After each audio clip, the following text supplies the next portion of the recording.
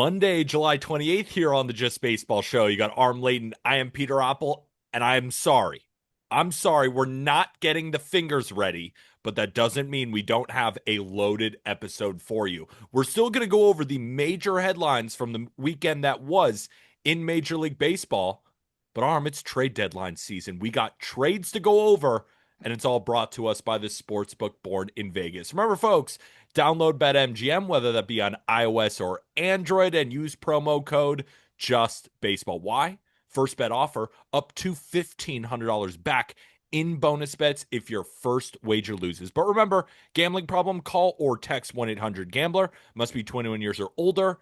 Terms and conditions apply. Luckily, Arm, a lot of headlines from the weekend, a lot of juicy ones, and no major trades, but some crept through that were rather interesting, and I can't wait to go over. But I also have a last word, and I'm going to get a little bit upset, and it has nothing to do with baseball. It has to do with the food. Oh, So, yeah, okay. we're going to get angry at each other probably. Actually, Oh, I think we're going to be aligned on this one. That's my hot okay. take. We're going to be aligned on this. A rare food alignment here because Uh, I usually get absolutely cooked for my food takes. How have you been doing with food lately? I know when we were at the All-Star game, right, we had to do bread and turkey because you can't handle anything in your stomach. How you doing? Are you I'm okay? doing great. I'm Okay. doing great. I've been eating bland. I've been feeling great. I'm doing the low FODMAP diet, and I feel good. I feel good. It's not very exciting, but it's I feel better. Before we get into it, run the people through a day in the life of Arm Layton when it comes to food, like breakfast, lunch, and dinner. It's Food wildly is like entertaining. survival for me. I don't like it's just when I feel like I need to eat or my body's gonna like start breaking down, that's when I just go get some food. But honestly, like if eating can be like an inconvenience at times because I hate to cook and I don't want to spend money all the time. So it's a survival thing. If I have turkey and bread in the fridge, that can get me going for a lot of the time. I'll boil some pasta here and there, gluten free, of course, and I, it's as easy as it can be. Don't get me wrong, I love a good meal out, like and you know, I'll enjoy that. But day to day, like lunchtime, breakfast time, it's more of just like, damn it, what am I gonna do this time? And I'm still figuring it out That's the one downside of visiting you in Florida. because Because I don't give a shit about eating as a food. chunky guy myself, going down to Florida and be like, "Oh, it's time for lunch," and Arm's like, "Why?" And it's like, I'm like, "We should order something or cook something," and you're like, "Fine." Oh, you need to eat? And Yeah. it's 8 p.m. Aram, you want to get dinner? And he's like, "You want to have dinner tonight? We can have dinner tomorrow." It's unbelievable. All right, let's talk about another unbelievable team right now. The Toronto Blue Jays have won 19 of the last 24 games. Now, they did drop that last game to Detroit, and we were talking about it in the Discord. And basically, there were Blue Jays fans, upset that they lost because, again, they've won 19 of the last 24 games. They're not used to losing lately. And I said, please, Tigers fans need this. We're going to talk about the Tigers in a second, and I keep getting asked on my TikTok lives. You've been asked in the Discord. I've been asked. Jack's been asked. Do we believe in this team? And I will say, I do. like 2 months ago, 3 months ago, I was saying this Blue Jays team is not bad. They have the front three in the starting rotation. Erick Lauer was finally starting to pitch well. Remember, I'm taking you back 2, 3 months ago. The bullpen was solid, and they had good players on offense. And I said, this team is at least above 500. I really think they're going to be competing. Now, even I, as maybe the one Blue Jays believer on this podcast, never could have imagined what they've gotten to so far. Every single guy in the lineup, every single time, is making an impact. They're Yep. getting unbelievable starts from Erick Lauer, Kevin Gausman striking out 10 this past weekend over 6 shutout innings. And the bullpen just continues to lock the door. They play defense, they play small ball. They're just a great team. And I'm standing on this. I think they're going to win the division. Yeah. Yep. No, I mean they lost today, right? As we're recording this, Yes. as you mentioned. Scherzer punched 11 Thank you. over 7 innings. Velo was up 95 miles an hour with the fastball. He's been fantastic. I if he's doing this and he looks better than he's looked in the last 2 years, if he's doing this, I mean, all of a sudden, the pitching situation's a little bit better than he thought. Again, they're going to go do something. They're going to add to this team. Dalton Varsho's on his way back. And I know that I'm saying this having been a major Blue Jays skeptic, but I have to come around now at this point because I'm just looking at what they're doing here. And I love the bench. I Love love the the bench bench. situation. You have Joey Loperfido spot starting or coming off the bench. He's been playing really well up until Sunday. Davis Schneider, lefty masher, he comes off the bench. You can utilize him. Both those guys can play different spots. I think that side of it's fascinating. Barger, that he'll play third. He can play the corner if you need him to, but he's better at third, and that's where he played this last game. I just think the whole picture is really fun. And we haven't even really seen Vladdy fully go crazy yet. And, Nope. and maybe that doesn't happen this year. He's been really good. I think he's starting to really show signs of like the last week. I think he's starting to really heat up. If we see him go into, MVP Vladdy mode, then all of a sudden we can probably see this team kick it to another gear. So I'm buying. I want to see them address the bullpen a little bit, but as you alluded to in a couple episodes ago, like the bullpen's been performing well. I want some arms I trust a little bit more. But like it's hard to count this team out, especially with Bo Bichette back to looking like Bo Bichette, who had 5 knocks in that loss too. So yeah, it was a loss, but Bo Bichette had 5 knocks and Max Scherzer struck out 11. So there's still some things to build on there. They just couldn't really convert 10 hits into runs, unfortunately. And Bo Bichette is second in hits in Major League Baseball, only trailing Aaron Judge. That's crazy. Second in Major League Baseball in hits. Can I run you through some more numbers? Since Yes. July 1st, I'm going to tell you all the Blue Jays hitters that have a 100 WRC plus or higher, which means you are a league average hitter. George Springer's at 216. 116% better than league average. Yeah. Joey Loperfido is hitting 359 with a 171 WRC plus. Vladimir Guerrero Jr., you're right, hasn't really kicked it into gear yet. Right? He's only got 2 homers. Well, he is hitting 333 with a 159 WRC plus. How about Addison Barger hitting over 300 with 5 dingers in his last 21 games, 154. Bo Bichette hitting 320, 152 WRC plus. Davis Schneider has stepped right in and hit for a ton of power, 151 WRC plus. My freaking king, Will Wagner. You see that xwOBA minus WOBA difference. You know it's coming, and it is. He's hitting 316, 150 WRC plus. We've named 7 guys with a 150 WRC plus or higher already. 7. Yeah, that Nathan, they're getting Varsho back, and Nathan Lucas. I'm not done yet. Don't worry, I'm not done with the exercise. Nathan Lucas, 146 WRC plus. Alejandro Kirk, 101. That's 9 guys. You mentioned Varsho. How about Anthony Santander? Yeah, what if he doesn't suck? And what if he does kind of suck?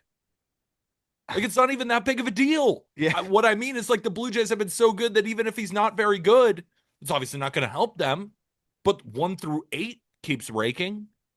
I'm getting so excited watching this team day in and day out. They come from behind and win. They do everything. It's been amazing. And if Santander comes back and is even just a solid power bat for you, I don't even know where they, like, roster-wise now, like, how do you align things? Because you mentioned some of the guys that probably wouldn't have been playing if not for injuries, getting opportunities now and balling out. And then you get Varsho and maybe Santander back and Andres Jimenez. How do you put those guys back in the lineup right now and displace some other guys who are a big reason why you've been performing the way that you have? So I'm really interested to see how that side of things goes and how they're going to kind of create that space and who's getting at bats where. But it's a good problem to have. I'm very fascinated to see what they do at the deadline. Also, didn't Gausman just shove last time out too? That's what I said. 6 innings of 1 hit ball, no runs, 10 Ks. Yeah. I mean, the Tigers we're going to talk about in a minute. They're a pretty easy lineup to get through right now.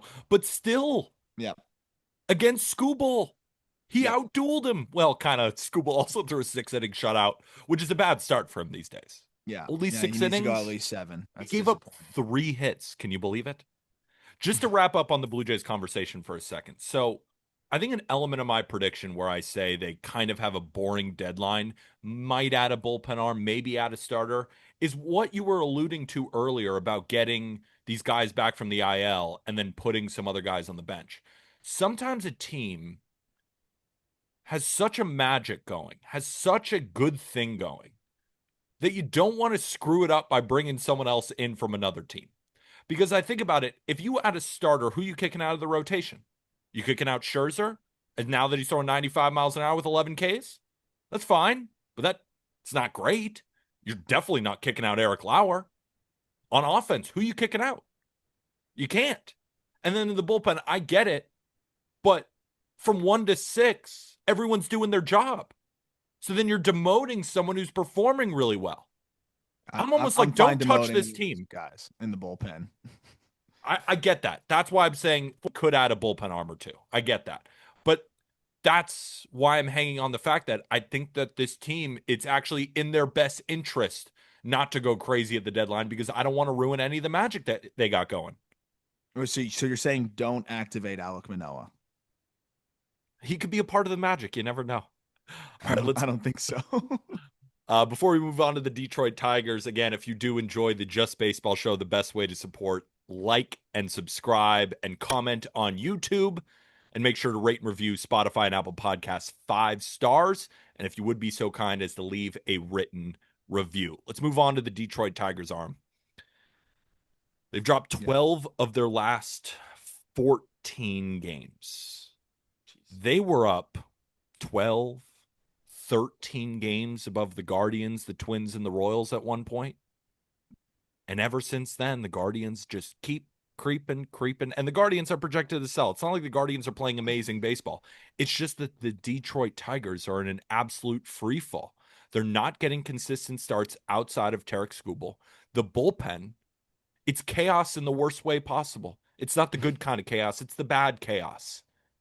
Javier Baez, since July 1st, has an 8 WRC plus. 8. Count them on 2 hands, arm. A lot of the guys that what made the Tigers so good was their depth.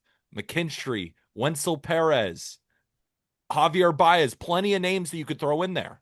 Right now, the only bat that's really performing is Spencer Torkelson. And the other bat that's supposed to be performing is Riley Green. Now, he had a better day in that 10-4 win. Hopefully that gets him going. But he has not been very good lately. And I can't get over this bullpen. It's like I watch the Tigers and I'm like, who stole all of your jerseys from last year? It's a lot of the same guys. I mean, it's not perfect, but it's most of them. Will Vest is the only guy I can rely on. And I'm not even totally sold on him. I can't believe this. But at the same time, I mean, it's got to be a nightmare for Tigers fans. They did the polar opposite of this last year. They got unbelievably hot, made a run in the second half, really post All-Star break last 2 months. They traded Flaherty. That's where they were at. And then they went crazy. Now they're doing the complete opposite, arm. Yeah. Yeah, it's kind of crazy because the timing's tough where I mean, you're still going to buy. You're still way ahead. You're 8 games up in the division. You created such a big space for your team to have these struggles that you can still hold on to a comfortable lead.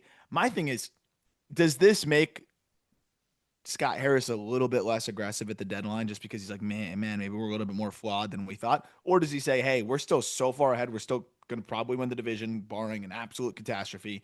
And then we're going to get in the playoffs in a good position. Like, we might as well add to this team because it's scuffling a bit. And I'd like to think that he sides with the latter, but we haven't really seen, a buying Scott Harris yet, as you mentioned, even last year.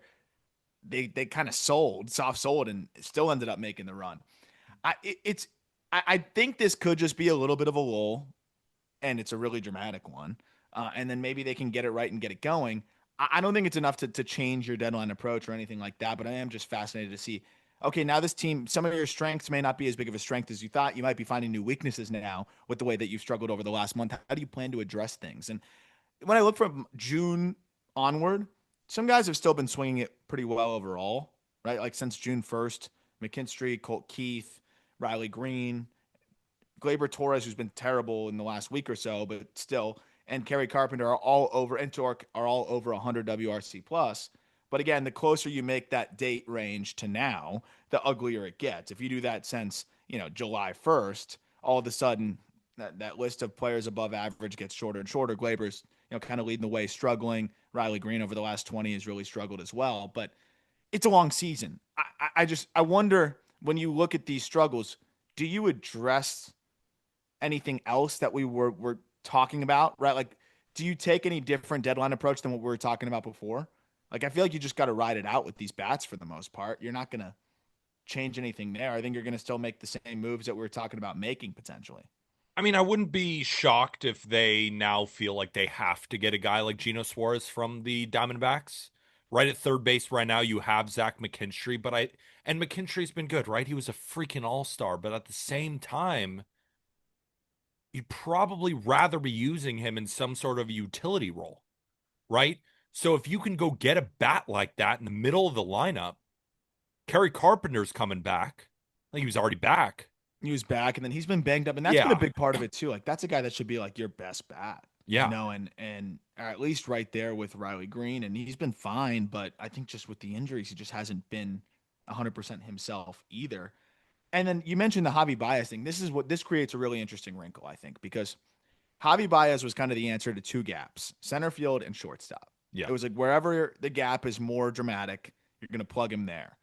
Well, now if he's struggling, you have two gaps wherever he's currently playing, and then the other position as well. Because Parker Meadows, it just hasn't been good this year. He's been a crater offensively. So if Baez is also cratering, that's two premium spots that are really struggling. And that's where I think about, okay, what kind of move does Harris make? Generally, he doesn't seem like the type that's going to operate to move for rental. I So know. how do you address center field? How do you address shortstop? Those are two positions that are not very easy to address. And I don't really know if they go super like push the chips forward aggressive on it. I think they should. I just don't know necessarily what's out there. But I think that this stretch should breed more urgency than anything. I think it should make them want to go. And like Flaherty still threw it well last time out. He did. But I think the bullpen side of things too, like as you mentioned, that's been shockingly bad. This is one of the best farm systems in baseball. Like make a push. Don't do like the soft buy thing. You can't squander this good of a start to the season where even with this brutal scuffle, you still have the biggest gap of any first and second place team in any division. Now, some of that is because your division has just been very mediocre otherwise, but still, you have an 8-game gap. The next biggest gap by division is actually the Yankees behind the Blue Jays at 5.5 in the AL East. So, I mean, I think knowing that, you push the chips forward even more. I think what the Tigers should do, just after talking with you a little bit, is you'd make the move for the rental Geno Suarez. And I know that's not really in Scott Harris's DNA, but I think that you have an opportunity still to inject some life, some real life, and some big time power into this lineup. Can play third base, and then you move McKinstry over to short, and you do some sort of platoon with Javier Baez and Parker Meadows in Yeah, I center. don't hate that actually. That's a really good No, I actually offense. like that. That offense will get better. Kerry Carpenter is going to come back. And then you just load in on this bullpen. And it doesn't necessarily have to be for top end closers. But if you find good bullpen arms available, like I want Scott Harris to get in his bag here. Mm-hmm. I want him to go pick up relievers who are like, okay. But Scott Harris sees something and then he comes into this bullpen and is able to recreate that chaos again. Because I still believe in the starting rotation. I don't think they need an arm, right? I'm sure Tigers fans would like one. But at the end of the day, if you're going Skubal, Flaherty, Mize, Olsen, I feel pretty damn good about your chances. You reload in the bullpen, you make the move for Geno Suarez, and you tell your fans, we are going all in. I mean, they're going to respect the hell out of that. Yeah. And I think that this team getting that injection of life could then get them out of the funk. Or, I mean, maybe this 10-4 win over the Blue Jays gets them out of this funk. But I think that should be the plan for Scott Harris. I think you're the team to go get Geno Suarez, and then you work your magic in the bullpen, and we go try and win something. Yeah. Yeah. And I mean, and they've got Sawyer Gibson Long for depth. I think Alex Cobb's going to come back for depth as well. Like, so they have guys that I think will help them get through the regular season. And then to your point, I think in the playoffs, like Skubal, Flaherty, Mize, and Olsen is pretty fucking good. Like, yeah, that's going to play. And then you have the other guys for depth. I like that. And even if it's not Geno, like some other bat where then you can move things around there. Because I think if you move it that way, that's probably their best foot forward. And even if you're giving up a little bit of defense at shortstop, I don't think it matters when I don't know what the combined offensive numbers would be between Baez and Meadows over the last month and a half, but I know it would not be good. Yeah, I'm very fascinated to see how this scuffle leading right into the deadline affects the approach of Scott Harris one way or another. But that bullpen all of a sudden is just not one that I trust very much. I don't at think all. anybody does. No, nobody does. All right, let's move over to some unfortunate news in Yankee Town. Aaron Judge injured, 10-day IL for a flexor strain in the throwing elbow. You saw he made a throw series, and you could see him wincing. And, I think I speak for Yankee fans here. Like, if he's hurt, we all just feel like it's over. Yeah. I mean, he's just everything. I mean, he's Aaron freaking Judge at the end of the day, rivaling Bonds and Ruth for offensive prowess all time. You lose him and you lose the defense. There's not a ton to get excited about. Now, the Yankees offense should survive. The judgeless Yankees put up a good performance against Zach Wheeler, right? Pretty good series against the Phillies overall. And again, people are asking me, and I was like, I'm not a doctor. Like, I don't know how to diagnose these Especially for a position player. for a position player. Yeah. So again, I'm holding out hope. I'm holding out hope that it's just a 10-day IL thing. He even said in a presser that he was asking Boone, don't take me out of the lineup. I think I can still hit. So at least that feels good. But at the same time, it's just like every day he's missing. They're huge days. I mean, the Yankees are competing for the wild card. Yeah. But I think big picture, you have to look at it probably like, and you can tell me if I'm wrong. At least how I would look at it is, well, yes, we have to get there, but if we don't have Judge 100% or have him period when we do get there, then what's the point anyways? Yeah. So I think if you give him a little bit of extra time, 2 weeks, get the shot that he needs, take care of your arm, do all the treatment, whatever. I think this offense is good enough to stay afloat with the way that it's performing. And look, we're going to talk about the trades that they made.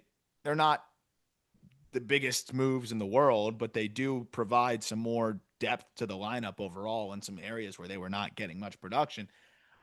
I would prioritize making sure Judge is as close to 100% as he can be by the time he comes back. He was 1 for his last 13. I don't know if it had to do with the flexor thing, but anytime Judge is 1 for 13, you think something else is going on other than basically him just being through a little bit of a dry spell. I struggle to believe that it wouldn't affect you at all hitting.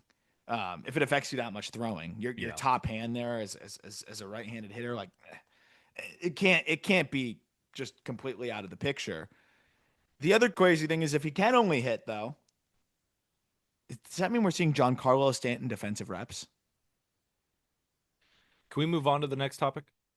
Because assuming Stanton doesn't get hurt, that would be so much fun to watch. No, I would have so much fun watching that. No, it wouldn't. He's still hitting well. I mean, I know. I love him. He's still Big G. I mean, for him, it's just like all I want to do is put him in a glass case, bubble wrap around him, and just be like, see you in October. Dude, he's got an 890 OPS. Yeah, he rakes. He still rakes, but he can't move and he can't defend. I do not want him in the outfield, but sometimes you gotta. If it's the playoffs, and just theoretically, I know this is kind of silly, but if it's the playoffs and Judge can only DH, or Judge just can't throw, would you rather have Judge in a corner outfield, not able to actually throw the ball overhand, or would you rather have Stanton in the corner outfield? Judge. Because I'm thinking about it. How strong he is.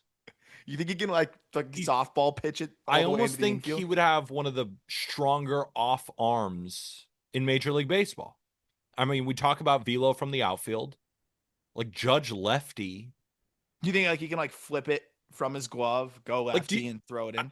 I have a question for you. If Aaron Judge and Corbin Carroll had a throwing competition in the outfield, both of their left arms, are you telling me Carroll just puts him in the mud? I don't know, actually. I'm very curious. I'm just kidding. Johnny Damon? You telling me that Johnny Damon? No, I think I'd take Judge's left arm over Johnny. Right? So I'm saying if he could get there and still run around, it'd probably look mechanically just as sound as well. As probably pretty good. All right, now let's actually move on because I'm done with this conversation. It's not very fun for me. The Rays, according to Ken Rosenthal, more open now to moving Yandy Diaz and Brandon Lau.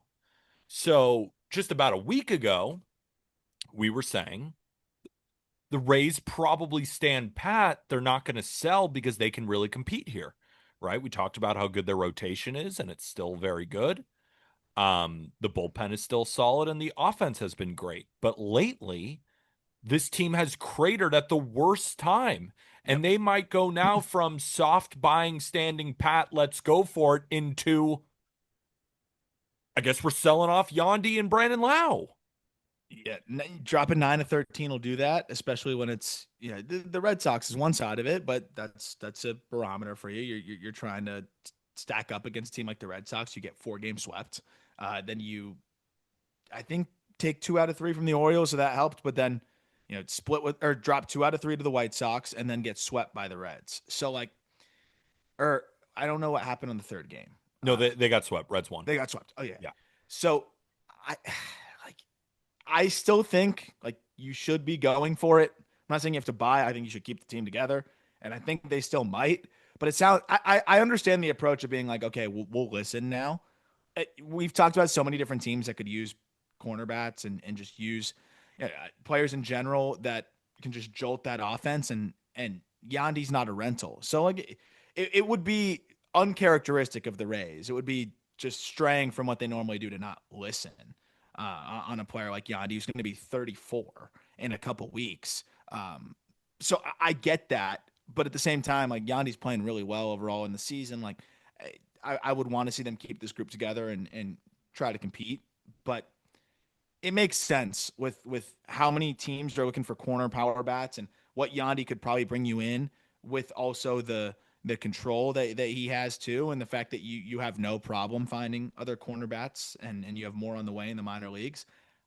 I can understand it, but I think they should hold strong and require a pretty significant offer. I agree they should hold strong, but at the same time, dive into the prospect world for us. Think about it. How many times have you done a prospect report and you're talking about a different Rays first baseman? How many times have you done a prospect report where we're talking about somebody who can play up the middle? Right? So the Rays, they're just an ultimate factory. If they can get good returns for Yandy and Brandon Lau, they can bring up one of their 12 guys sitting in the minor leagues who I'm sure you would love to finally get an opportunity. So I'm sure that's what they're thinking too. It's like, all right, the American League is not very good this year, and we are at 500. It's kind of telling, Yeah. right? And if we're on a slide at this point and we have these guys who can come up and help us right now, and we feel like we can get a really solid return, I mean, we're going to talk about the returns for Josh Naylor and Ryan McMahon. Not great returns. No, but they would get way, I think significantly more than that. Significantly more, especially in a market where, right, the Tigers are now looking for bats. The Mariners are looking for bats. The Astros have cratered. I still think that they're going to stand pat, but if you could say they could use a bat, there's plenty of teams in the National League too. Everybody's going to be calling Tampa, and it's not a situation where they have nobody else to fill the hole. They have 4 guys who can fill the hole. I'm holding Curtis Mead autos in my desk right now because you told me to buy them. Yeah, that might have been a bad suggestion. that might have just been my bad. I got 3 of them, Aram. Should I get them out? No, I don't think you need to throw them out yet. But yeah, it's that might not be looking great. I think Lau makes a lot more sense, and he's hurt right now. But like that Lau is a guy specifically that I think you can move and not really feel it as much. Like the second you move Yandy, it's going to be really hard to replace that production in the short term. Yeah. But I'm excited to see because I think they're going to probably canvas everything, see what they can do. The fact that like Kim's already on the IL again stinks. I know. But if you move Lau and you get Kim back, that definitely doesn't feel like you're losing too much. I think with Yandy extended, they can hold strong there, and I think if Xavier Isaac wasn't hurt again, and some of the other guys that I was really excited about weren't banged up, Trey Morgan was hurt again too, so like maybe that's enough to make them want to hold. But I think in a world where like if Isaac and Trey Morgan were really ripping the cover off the ball and healthy, and Morgan's back, Isaac's still hurt. I think you could have a little bit more confidence in moving him. But I mean, I still think you could bring up Trey Morgan and he'd do a lot of good things for you. So I'm interested to see what they do. But I think the second you move Yandy, you're kind of waving the white flag on this season. But I feel like they almost kind of should. In my opinion, if you're not competing up to this point in the American League of all leagues, I mean, the American League is so bad. When you're in fourth in an American League East where the Red Sox have been good definitely lately, but overall in the season, they're not prolific.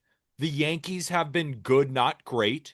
And the Blue Jays have just been unbelievably hot, which have vaulted them up the standings. Well, and you got to be honest with yourself, right? Like the Rays and the Guardians are in a more similar spot than the Rays and the Rangers, or the Rays and the Mariners, who are the Yeah. teams, tied for the final wild card spot. Whereas the Rays are 3 games out.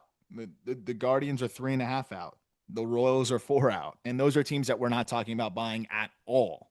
And maybe even not even holding pat, although the Royals did kind of buy, which we're going to talk They about. are buying. But the Rays are so far behind the the Rangers and Mariners in terms of just where those teams are trending. And especially the Rangers, they won 6 in a row. Rangers look great. I think that almost makes you a little bit more uncomfortable too. So I think, you don't do it just to do it for like the futility of just going through the motions. But I think Lau, I'd be more willing to do it just to do it. Yandy, you can hold strong, but with that being known and with the way the Rays clean up on trades, I think you could get a pretty significant haul and pluck the prospects you want. So I assume Yandy's going to get a much bigger package than a Brandon Lau would, especially with Lau being on Yes. the IL. With the control, yeah, and just the way he's swinging it, yeah, I think so. I have a question, Rays fans. Let us know in the comment section below on YouTube. Would you do it?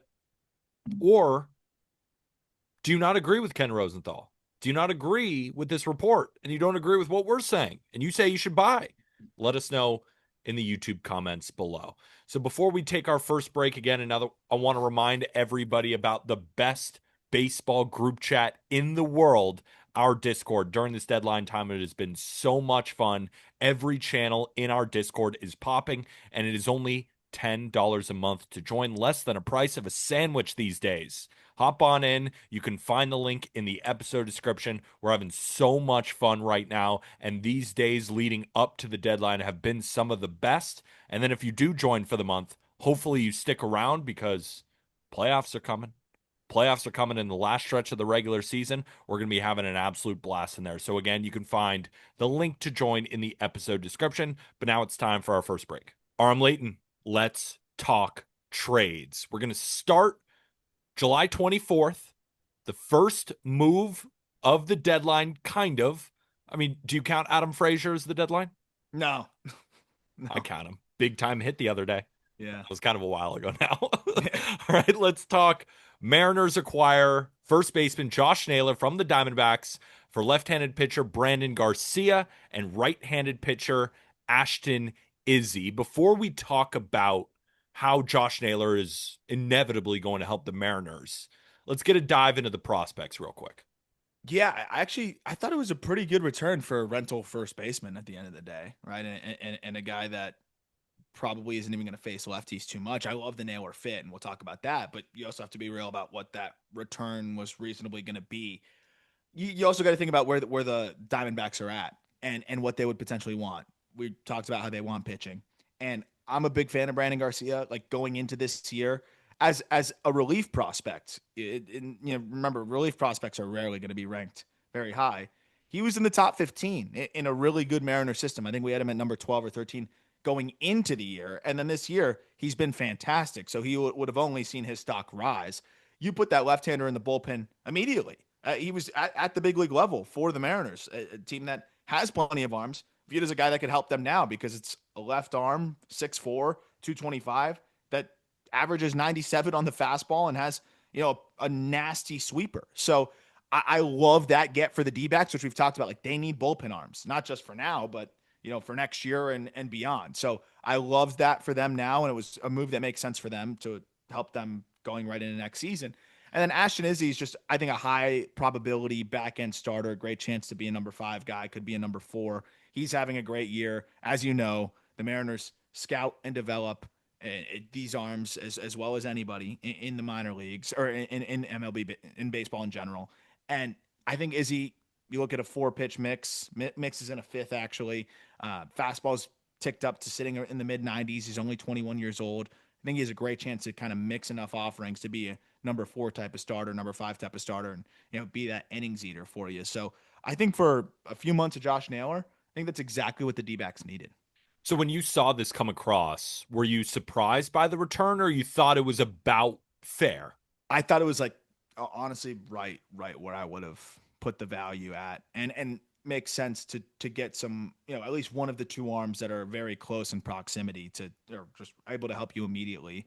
And literally Ashton Izzy's last start in the Mariner system, 6 shutty, no walks, 7 Ks. So I'm sure they had scouts at that one who were impressed, but it was a great opportunity for the Mariners, though, who kind of bought low on a guy like Izzy, have developed him and turned him into an asset that helps them, get a guy that can maybe push them across the finish line offensively. And the fit with Seattle is easy for Josh Naylor. It's easy to applaud this one, right? The Mariners have the 11th highest strikeout rate against right-handed pitching this year, and they add a guy with a strikeout rate less than 13%. Whenever you put an offensive piece like Naylor into your lineup, it's gonna work. I Yeah. mean, the guy's an OPS over 800 again. He's just been one of those consistent bats year in and year out. Also provides some great energy. We remember rocking the baby against the Yankees. We remember some big time postseason hits. Like just injecting that type of life and that type of bat in the Mariners lineup, I think was a great get for them. And again, you said it was about fair for the value. They didn't overpay.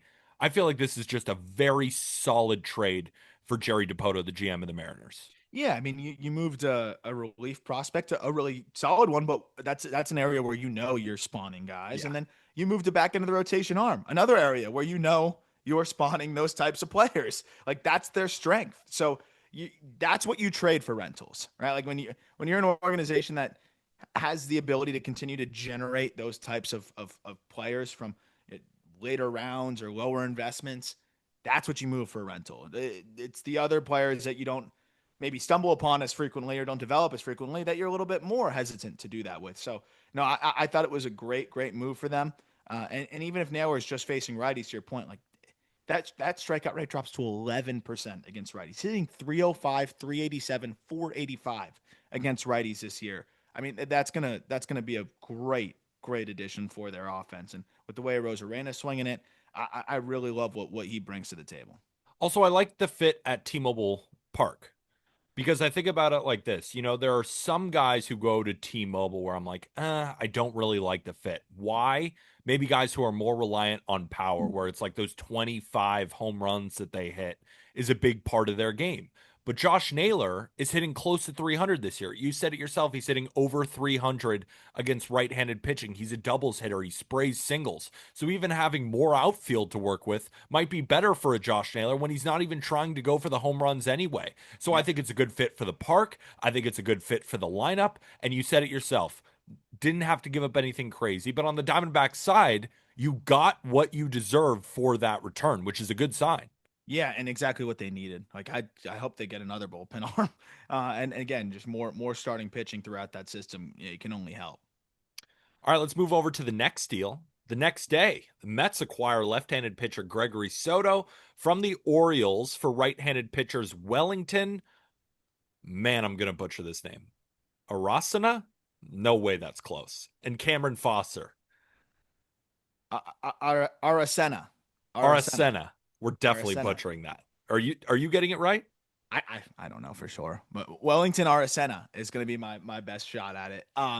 This dude is nasty, to be honest, like nasty. I you look at the Mets. I think talk about an organization that's just creating arms out of thin air. I think they might be doing it as well as just about anybody. So they're probably okay moving a 20-year-old at low A, but for Orioles fans, he's averaging 97.6 on the fastball this year. He has this demon cutter at like 93 that opponents are 5 for 71 against. That's a 070 batting average. and a 61% ground ball rate. And then he's got a heavy sinker that he'll mix in and this sweepy kind of curveball as well. He doesn't throw a ton of strikes, so that's going to be the part where you hope that gets better. 13% walk rate, but a 32% K rate. I like the get there. Like that's just a fun high upside arm who was on a heater leading into the trade too. His final 5 starts in the Mets organization, he allowed 2 earned runs and struck out 32 in 22 innings. So I mean that's a guy that I think you're excited to add, even if it's not the most close to helping you big leaguer, or he's not going to get there anytime soon. I think that's okay when you're moving Gregory Soto at the end of the day. Yeah, what do you think about Cameron Foster? Is he anything Orioles fans should keep an eye on? I'd be a little bit more excited about, what you got with Aracena, but, Foster's got some pretty good stuff too, and looks like a guy that could probably plug into their bullpen in the next year or so as well. I mean, his fastball's ticked up as the years progressed. It's average 95. And then he's got this cutter as well, and then a bigger slider also. I think he's a high probability middle reliever. He's older, he's 26, but 6'5", 230, high probability middle reliever that has had great strikeout to walk rate. I mean, you get 2 arms here. It's a similar conversation where you moved a reliever. You're in a retooling mode here. You get another reliever that can potentially plug in pretty soon, and then a high upside, low floor arm to see what can happen. Seems like a lot for Gregory Soto. It did seem like a little bit extra, but I Elias think the cooking. Mets were in a position where they're like, we have so many freaking arms that we're okay doing it. And they probably see something that they feel like they can unlock with Soto, which you just expect it now at this point. And that's the thing with Dave Stearns, where I'm like, I don't see it, but I trust you. I mean, in July, Aram, he's walking 8.5 per nine. Holy shit, really? Yeah, in July, 11.37 Ks per nine. He's always going to get his Ks. Gregory Soto is definitely nasty. In the month of July, he has a 4.83 FIP, 6.00 XFIP, and he's walking 8.53 per 9 innings. Yeesh. And that's been his issue, right? Because Yeah. when you watch Gregory Soto pitch, the stuff flashes off the screen. We know how good of a lefty reliever he could be if he threw strikes. But to then acquire him when he's going through his worst month when it comes to command, I don't know. But then you look at the Mets bullpen and you say, well, who's the They lefty they can rely on? Well, Brooks Raley, who's who thrown three just came innings for off them. surgery at 37, which he's been good, all things considered. Yeah, In he a hasn't allowed few, a run yet. but yeah, I mean, if you're only lefties, a 37-year-old who just came off of surgery, like, yeah, you probably need to go get another. So I like that side of it, and I think maybe they wanted to jumpstart the market and say, okay, well, if we gave up a little bit more of an upside arm than maybe some others would, we're fine with it. We've got 85 other arms. They legitimately like the Mets system is so deep with arms that Aracena like probably would be their 20 something arm in that system. Like, so it's I think something that they're not gonna let stop them from getting a guy who you mentioned like they need a lefty. Soto is unhittable left on left when he's anywhere near the zone. The walk Oh, rate yeah. drops to 11% left on left, and opponents are hitting 138 Yeah. against him from the left side. So I think that they're probably going to say, you know how we make him better? We just don't put him in against righties as much, and we just narrow his role even more. And that might be part of it. And then how much control does he have? Do you have that in front of you? I don't have the control in front I'm of me, clicking but it just right while you now. find that, what I am thinking, and you kind of spurred the thought in my mind, they need a lefty reliever so bad because when you get to the playoffs and you got Otani and you got Harper and you got Freeman and you got frickin' Jackson Merrill. I mean, I don't know if the Padres are going to make the playoffs. I think they will. I don't know, but there's a lot of great lefties: Christian Yelich, Pete Armstrong, Kyle Tucker. I mean, we could go on. Yeah, they You need to get need a those guys. lefty like that, so they're probably thinking to themselves, Gregory Soto is not the only bullpen move that we're going to make, Yeah. but we do think he has electric stuff when put in the right situations. We think that we can use him, and we have to just give up a couple of arms that Mike Elias sees some intrigue in, but we spawn them like nothing. So I get why they made the deal. I was just surprised that maybe it's my lack of ball knowledge. I was surprised a team that I really respect when it comes to pitching development added one of the most, what I think to be one of the more volatile relievers in baseball. Yeah. Well, and I think they were probably a little bit anxious, just saying like, well, if we wait and Soto gets moved, how many other lefties that gets swing and miss lefties are there going to be on the market? Yeah. And so it's like, let's just grab him and let's see what we can do. But he's going to all of a sudden start walking two per nine, and it's going to be a different story here. But no, I like the fit for that reason alone. It's just to be that postseason weapon to get those lefties. He's the guy that's going to hopefully be able to do that for them. And then from the Orioles side, I think you got to feel pretty good about getting those two arms for a rental. Because, by the way, he will be a free agent after this year. Next trade up on July 25th, the same day, the Yankees acquire third baseman Ryan McMahon from the Rockies for left-handed pitcher Griffin Herring and right-handed pitcher Josh Gross. Might be butchering that name as well. Ryan McMahon went 2 for 3 with a diving play that game against the Phillies. And it was one of the greatest performances I've seen by a Yankee third baseman since Alex Rodriguez. I mean, it was just, DJ, I've seen a ton on, Yankees social media, Yankees Twitter and all that, comparing his stats to what DJ did in Colorado and saying, can he be that guy? He comes over. Good thing about him is he does come with years of control. They're not crazy cheap. I mean, it's 16 million this year. It's 16 million the year after that. But it's nothing crazy that the Yankees can't absorb. And, you know, the money is not that big of a deal. But to see Griffin Herring involved in the deal, didn't love that. I'm gonna be honest. Yeah, you had to give up something. Yeah, but I think ultimately it's a pretty good situation where you take advantage of the fact that he costs a little bit of money, like in terms of McMahon. Teams are not going to give up a ton of prospect capital when they also still have to pay him 16 million a year.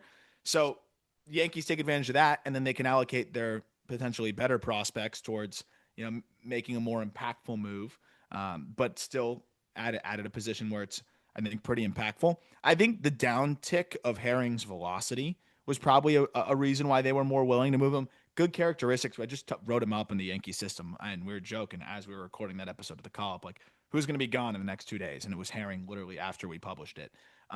But his fastball, the last several starts, was averaging about like 88 and a half. So having it drop down there, that might have been somewhat of a concern for them as a 22-year-old lefty and, high A. But for the Rockies, they love any left-handed pitchers that throw slightly funky or have slightly funky characteristics. So, but I think for the Yankees, he's still so far down the line of arms for you that I don't think you let that stop you from getting answering your third base situation. And I know people are going to talk about and I even talked about it, the home road splits, and they are really bad for Ryan McMahon. It's so mean. I can tweet him out because I'm a Yankee fan. You can't. Other people on the internet, you can't be doing that, making me feel upset. I can do it. It's my team. I can make fun of my own team. It's like, when you're making fun of your friends and someone from the outside starts to make fun of them, and you're like, I'm going to go fight that person. I wanted to fight the rest of the internet, but I'm allowed to do it. I know. I had to post the home road splits, which were, by the way, for those who didn't see that, home games this year, McMahon 250, 368, 488 slash line. That's good for an 856 OPS, 27% K rate, 15% walk rate. Away right. games, 189, 265, 324. That's good for a 589 slash line, a 37% strikeout rate, and a 9% walk rate. The thing is, it is way harder to hit away from Coors when your home games are at Coors. Thank you. And I think people flip this, where people look at the Coors effect and they say, "Oh, it's so much easier to hit at Coors. Look how bad he is in regular situations. Like, that's who he really is." But it's actually way harder because when you're playing half of your games in an environment where the ball moves completely differently, and then the other half of the games where the ball moves way nastier, it's like it's got to be the most jarring thing ever, where it's going to make other pitchers' stuff look even nastier when you're on the road. And the analogy that I can always give is like the pool could be lukewarm and you're in the hot tub, and then you jump from the hot tub to the pool and it feels cold. Like, that's what it probably is like hitting outside of Coors Field. So I do expect McMahon to be significantly better than that road slash line. Like that road slash line isn't who he is. That said, I don't expect him to be as good as the home slash line. But if he's somewhere in the middle with his defense, I think that's exactly what the Yankees targeted, no? No, it's exactly what the Yankees targeted. And I think they're really focusing on, the defensive aspect of Mhm. what makes Ryan McMahon a solid player. Because you said it yourself, right? Crush baseballs at Coors Field, like a lot of people do. And on the road, he completely cratered. But if he can pull some fly balls at Yankee Stadium and he could put up a 730 OPS and play fantastic defense, because this guy has been one of the better defenders at third base in Major League Baseball now for a while, that's what you're getting. And he didn't give up a lot. And I know this is going to sound mean, and I don't really mean it, but I will be honest, and I'm an honest guy. There was a thought in my head when you were talking about Griffin Herring's velocity decreasing. Do you think the Rockies even knew that? I told you it was going to be mean, and I don't really believe it, but like, What I can tell you is they don't have a stuff plus grade for it. But do you think they thought he was getting funkier? That's why the this velocity is was dipping. weirder. I mean, dude, they they have several lefties in their system that throw sub 90. Um, yeah, I don't know if they like knew the trend. I think they probably just saw the numbers. It's I could like, imagine Brian Cashman being on the phone. It's like, who do you want for Ryan McMahon? And they're like, we want Griffin Herring. And Cashman's like, guys, I'm gonna be honest with you. The velocity is dipping. And they're like, that's exactly why we yeah, want him. that's what we need. That's what we need. One of 90 their is best pitchers in the scary. minor leagues right now, Sean Sullivan. He's averaging. Let me pull it up for you because I love this guy, but he's the definition of funk. At 87.5 miles per hour. So they're probably like, oh well, Sean Sullivan's great. Let's just keep doing this. 88. Let's make it happen. Um, I I here's the other thing I was thinking about too. Do you think that they prioritize the defensive side of things because of the way that Volpe has struggled, or does that not even matter? Yes, absolutely that matters. But they'll never admit that publicly. Never. I mean, Aaron Boone thinks he's the greatest thing since sliced bread, and I'm a Volpe guy. And even Yeah. hearing him talk, I'm like, I'm pro defending Volpe, me but too. they get to the point where it's like you got to be honest. Like you can't. You don't have to call him out. You don't have to be like a total dickhead, right? You don't have to be, the managers of the Yankees in the 1950s or whatever. That doesn't happen in Major League No, Baseball I like anymore. defending your guys. And I like standing in front and being like, this is our shortstop. But But regardless, whatever they say publicly doesn't matter. What matters is what's happening on the field. And Anthony Volpe has not had a good defensive season thus far this year. So if you can help him with an elite defender at third base, that's going to help. But it's not even just about helping Anthony Volpe. It's about just getting good defenders yeah, just in the lineup, because you look at the numbers with the Yankees, and our guy Addison was sending them in, Peyton was sending them in, and you look at defensive runs saved, and we're somehow high up on that leaderboard. Fielding run value, we're like average, and I'm like, that makes me not believe any defensive stats I ever even use on this podcast, because I watch all the games. We're not a good defensive team. But I think what's the problem with the Yankees defensively is that it compounds in the worst moments. Division series, playoffs. It's like when the going gets tough, that's when the defense folds. So yeah, when we're up 8-1 on a Wednesday against a team that doesn't matter, we're great defensively. We have no problems. But when the games matter, we fall apart. I keep saying we. I know I'm supposed to be an unbiased journalist, but I'm nah, sorry. it's okay. The Yankees. So, adding Ryan McMahon, just knowing that he's going to play solid defense over there, is so helpful because, right, you had Oswald Peraza, who was a good defender, not even elite, and he couldn't hit water if he fell off a boat. DJ LeMahieu, they already DFA'd, and I'm so happy to move Jazz over. I thought Jazz filled in great to the best of his abilities, right? He's not a third baseman. He was just like, sure, I'll play if you need the Yeah. help. And he went over there and he tried his best. He wasn't a great defender over there, but he had a good arm, and he, again, I'm running out of words. He did his best. But to have a guy who was just like, all right, I could sleep well at night knowing that you're going to gobble up ground balls. Like I'm telling you, the reason I added that diving play into the recap for Ryan McMahon, that was huge. I don't see diving plays at third ever. Yeah, it's I don't see diving plays like at all. So yeah, that was big for me. yeah. Well, and I think a lot of that defensive value, like that you saw just run, outs above average and run saved in general.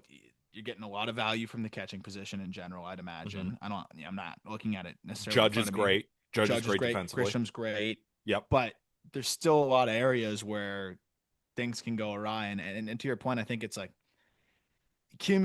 cumulatively, like there's probably good value in making some tough catches and things like that.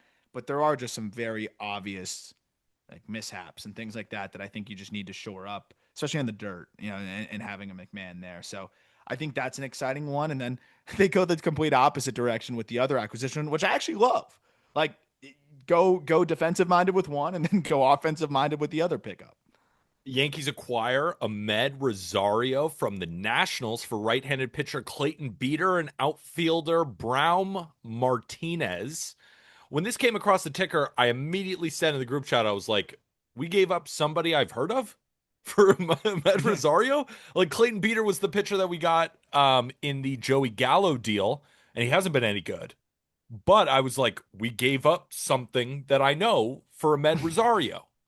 Why do you think the Yankees? Well, again, I want to talk about Amed Rosario in the second, but I like starting with the prospects sent over to the Nationals. Like, I think if you're a Nationals fan, like Beater, he's not someone you're gonna love instantly. Like, he's gonna need some more work, but he's at least a pitcher to work with. He has arm talent to work Yes. with. But I think with the Yankees, they acquired him, and you think about where he was before to the Dodgers. It's Hmm. like the Yankees acquired him at the end of 2022. They had 2023 to try to get things right command wise. They had 2024 to try to get things command wise. Then they had 2025 to try to get things right with him command wise, and it just has never been able to happen. So I think for them, we'd rather give you him than a prospect at this point. Like we don't even really need him on the 40 man. So I think that was why they did that. But if you're the Nationals, I'm taking every high upside and high upside's probably it's about high octane arm I can get, especially in trading of a guy like Amed Rosario. So it's worth a shot. His fastball's still averaging 96. He's had some outings this year where he's touching the upper 90s, flirting with 100. And the breaking ball is disgusting, but he's walking 18% of batters this year. So if if anything can click there, you might have a reliever. It's worth a shot for a rental. That's fine. And then somebody in the Discord, not somebody, one of the funniest guys in the Discord is Real Logger. And he said, he tagged me and just said, be honest, is Braum Martinez a real person? We'll I be was like, honest. it's BROWM Martinez. And honestly, it did kind of remind me of like when you're playing MLB The Show and you're in season 2029, you forget to sign your impending free agents. And then you sim the off season and then you see the outfield and it's like, oh shit, I've got Braum Martinez in left. But he is hitting 400 in the DSL. So do you regret it already? Yes. No, I don't regret it because I actually No, like the Amed. you shouldn't care. I He's old for the DSL. He's about to be 19 years old, but he is hitting 400. Um, that's all I really. He does not hit the ball hard, and I think he's destined for a corner. So it's probably okay. I think I'll sleep fine tonight, knowing we gave up Brown Martinez and Clayton Beater in exchange for Amed Rosario, who does have a 126 WRC plus against lefties. I like And, it. I've talked about this on the show. I've actually probably talked more about it on TikTok Lives when we're talking about from a betting angle. The Yankees could use some help against lefties. They're still good offense against lefties, but the Yankees are so left handed heavy in their lineup that a lot of them, their preferred split is, of course, against righties. That's why they have one of the best offenses in baseball, if not the best offense in baseball, against righties. But against lefties, they fall out of the top 10. So you add Amed Rosario, who has a 126 WRC plus against lefties this year, meaning he's 26% above league average, hitting 299, 333, 483. Problem is, he can't play defense, Arm, but Yeah, whatever. We're just going to stash him somewhere and he's going to hit against lefties and he's going to be a valuable bench bat. I like it. well, and it's funny because it's like they're so opposite. But Ryan McMahon, most games is going to give you that elite defense at third. And then in the games where you want to prioritize offense against a left-handed pitcher, I was just thinking, what's another way to get better offensive numbers from third base? Maybe you shelter Ryan McMahon against lefties. He's got a 601 OPS against lefties. when you add an 815, 816 OPS from Amed Rosario against lefties, and then you think about what McMahon has done against righties, about a 758 OPS, that makes you feel a little bit better, right? So I think if Rosario's taking the short side of the platoon there, maybe on just the tough lefty matchups, like you can even still give McMahon some of the lefty matchups with just the tough ones, and then he takes other short sides of the platoon in other spots. I mean, he's got plus EVs, Rosario, and like he's the kind of guy that could get hot and just swing it really well against lefties. It's a sub 10% strikeout rate, like, and if you make it to the postseason, that's a guy that you can pinch hit for, mix and match. It gives Boone some ability to, I think, press the opposing team and their bullpen and where they're going to go when they're going to go to their lefties, knowing that he can counter with Rosario. I actually really liked this pickup, especially on the heels of the McMahon pickup. I think they complement each other weirdly, like really well. Here's my issue. We're talking about him playing third. He can barely play third. I know. So we're going to have Volpe at short, Rosario at third, and Dominguez in left. I mean, the ground balls are going to get through, and then they're going to go through Dominguez's legs. Through double wickets. Yeah, just they're all going to line up. It's going to go through all of the wickets. So, yeah, for all that great offense, like I almost don't want to play him at third. I'd almost rather play him in right now while Judge is injured and just let him go hit out there. Just kind of stash him. Like, I don't, Arm, I don't want him playing third. I don't want him playing third. I know, I get it. I'm thinking like just very tough, weird, funky lefty matchups. I'd almost rather put Jazz at third, put him Rosario at second. Is he in a better situation at like second? that? No, Is Rosario better at second? Or but is he I just feel like less balls terrible? are hit over there. I want to avoid what position can he play where the least amount of balls are hit over to him? Where can he hide? Can he play catcher behind Austin Wells? Just stick him back there. We'll go with 3 infielders and we'll just have him like in bench warmers where the kid eating sunscreen, the guy eating sunscreen, like sits behind the catcher with his bat. That's Rosario's position. I mean, He'll be that umpire. might have to be the move.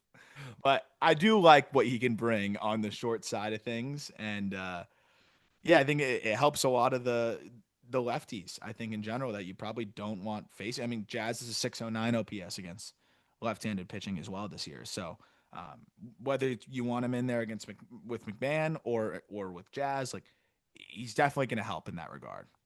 All right, let's get to the 2 biggest blockbusters of this episode. We're going to start with the Royals acquiring Randall Grichuk from the Diamondbacks for prospect Andrew Hoffman. Did the Diamondbacks get anybody in this? I mean, he's a warm body. Warm body. Like he's one of those warm body right-handed arms that'll probably be like an up and down guy that can come up and I think grab you some middle relief innings here and there. Maybe you can stretch him out to a couple innings. But I mean, he's had a pretty nice year. So maybe the Diamondbacks see a little bit more. 95-mile-an-hour fastball and a good changeup. Again, I think for the Diamondbacks, they're just looking to fill up that bullpen because it's so depleted. And if he's a guy that can be a 6th inning guy for you, sure, you got him for rental Randall Grichuk. Where I'm kind of confused is what's the point if you're the Royals? I think the reason they did it, Cags just went down with a hamstring injury. They don't really have anybody they can put in right. So I think this is a move where they're not buying. They just want a major leaguer in their outfield. Yeah, I think that's really so it. many lefties.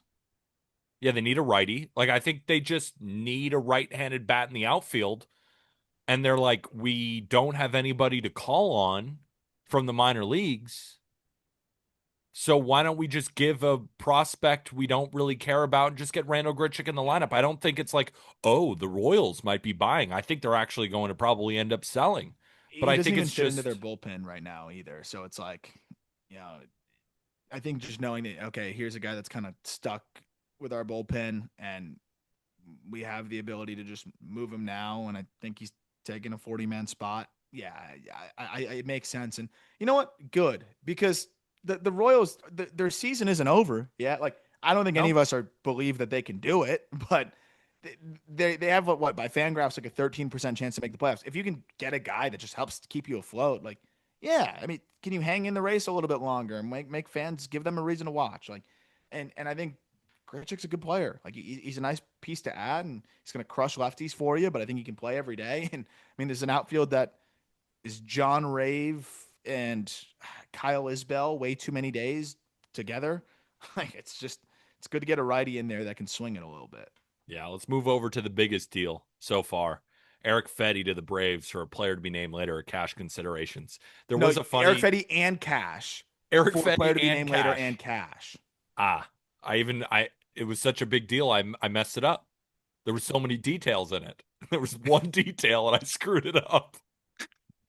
The only reason I remember that is because I've never seen Cash and Cash going both ways. Money Why wouldn't laundering? you just send less cash? Do you think it's Yeah. like a Braves Like, charity why would thing? I send you $50 and then you send me $25? Why wouldn't I just send you $25? Clean some charity money for the Braves? Yeah, I'm just kidding. allegedly. Allegedly. Allegedly. I mean Yeah, you're nothing. clean now. I think that's how law works. We're at near hour and a half on the show when we're talking about Erick Fedde. Can I make a joke? Can I make a joke? Just making a joke. There was something funny also in the Discord where I think it was like our Regal Logger and other Braves fans. They were like, Just banger what if we jokes. figured out how to turn it around and Erick Fedde started game 2 of a playoff series? I was thinking that I think Marlins fans were joking about that too. It's like, what if the Marlins sell but make the playoffs and Valente Bayozo start in game 2 of the like NLDS? You know he'd go 5 innings, 1 run. Oh yeah. Oh I yeah. actually honestly don't care to talk about the Braves. I want to talk about the Cardinals in this scenario. The Cardinals made a horrible trade last deadline. They gave up No. Tommy Oh my Edman for God. Yeah. they gave up Tommy Edman for nothing. Nothing. Yes. Well, for cash, but also cash that they gave up. So we don't. Yeah, potentially nothing. Tommy Edman for a couple of Venmo transactions. Yeah, just literally for the transactions. Yeah, that trade in hindsight now is even crazier. Um, and we said at the time, I mean, you were selling at a low of Tommy Edman, who was trying to finally get through a wrist thing that was really lingering. And even if Tommy Edman couldn't hit, which he can, but if he couldn't, he's so good defensively at multiple premium spots and can just do so many different things. It's weird. And I mean, that's going to be like one of the parting gifts from John Mozeliak, I guess. But like right now, you'll get like I know he's really fallen off a cliff since the ridiculous start. But Tommy Edman with an 86 WRC plus is still on pace for nearly a 2-WAR season. He won the NLCS MVP last year. If he never played another game with the Dodgers, it was a win. I mean, the Dodgers Yeah, got that's true. Kopech out of it. Like they had to give up Vargas. But John Mozeliak brought in Erick Fedde and Tommy Pham for Tommy Edman. Tommy Edman won the NLCS MVP. Tommy Pham DFA'd. Erick Fedde DFA'd. Well, technically, they got some cash for him. They got some Venmo transactions. Yeah, I mean, and the Dodgers came away, and we'll see how the contract ages. But so happy with Edman. Maybe it was a little bit of the hangover, but they gave him 5 years, $74 million. And so, yeah, I mean that's a really bad trade. And Really the bad. Cardinals, I mean, they can't hand the reins over to Chaim Bloom fast enough. And I never thought I'd say that, but I mean, what Mozeliak's done the last few years has been just terrible. It's been horrible. So I think at least with Chaim, you're gonna have a little bit more of a direction and a plan, and I'm interested to see what that looks like. But it won't be worse. I think I can say that with confidence. It won't be worse than what Mozeliak's done the last few years. I know historically Mozeliak's been great, but I think the game may have passed him by a little bit the last few years. So that'll do it. Trade deadline recap so far. Of course, we're going to continue to update you here on the Just Baseball Show and a couple of headlines: Tigers, Blue Jays, Aaron Judge injury, and the Rays potentially selling. But now it's time for my last word, Arm. Oh, yeah. It has to do with McDonald's. Have you ever had a snack wrap? No, I've never eaten McDonald's really. Okay, so maybe I'm just going to be yelling at a wall here. I'm so sick and tired of people on the internet romanticizing these horrible meals from McDonald's. And I want to preface it with this. I am not a McDonald's hater. I think their fries are as good as it gets. The McFlurries are incredible. The amount of double cheeseburgers I've had in my life, I'd prefer not to keep count. I mean, this thing looks pretty good. I'm sure they dressed it up Yeah, quite no, they nicely make for the photos. commercials. The McRib, those two things suck ass. The snack wrap is a chicken tender wrapped in a tortilla that they don't toast. It's basically just like a bland tortilla with lettuce, cheese, and Oh some yeah, sauce. this they open it up. It looks terrible. It sucks. And people are like, this snack wrap is back. The McRib is back. The only thing that people should be saying about McDonald's when they come back is the Shamrock Shake. That's it. The McRib sucks. And the snack wrap is an abomination for food. It's an Wow. abomination. It's embarrassing. You had it recently? I had it the other day and I was like, this is terrible. Not just, oh, I get it. Like, Did they put eggs in it? Is that why? no, they put things that I would like. I like chicken tenders. I like lettuce. I like cheese. I like ranch. It was such a piece of garbage food. And I've had the McRib before. It's terrible. People just talk about these two foods. They rush to McDonald's for this crap. Why do you think that is? I think Do you think they've convinced like it's brainwashing? I agree. It's something because the way people freak out about this garbage food, I That's don't how I feel understand. about In-N-Out. You don't want to start. You don't want to start. We're gonna end the show before I get unreasonably upset. But the snack wrap and the McRib, if you take anything away from the show, is that the Rockies didn't know Griffin Herring's velocity went down, and the snack wrap and the McRib suck. Hopefully, everybody enjoyed this episode. Again, the best way to support, rate and review on Spotify and Apple Podcasts. Like, comment, subscribe on YouTube, and go get yourself some Just Baseball merch using code Deadline20 for Deadline 20. 20% off Just Baseball merch. We got it all. Go check it out in the shop. Again, you can find that link in the episode description. For Arm Layton, I'm Peter Apple. Of course, we're going to see you tomorrow. And with that, thank you, everybody.